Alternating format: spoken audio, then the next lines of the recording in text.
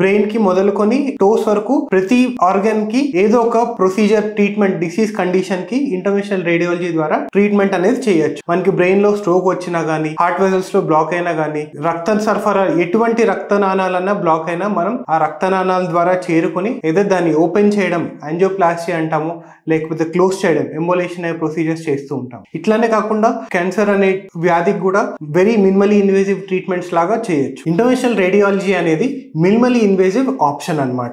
Head నుంచి to వరకు ప్రతి అవయవంలోనూ మన ఇంటర్వెన్షనల్ రేడియాలజీ ద్వారా ఏదో ఒక ట్రీట్మెంట్ అనేది స్కోప్ అనేది ఉంది. This is very versatile branch అనమాట. మనకి బ్రెయిన్ లో స్ట్రోక్ వచ్చినా కానీ, అదే కాలిలో రక్తనాళాల్లో బ్లాక్స్ వచ్చినా కానీ, anything can be treated with an interventional radiology.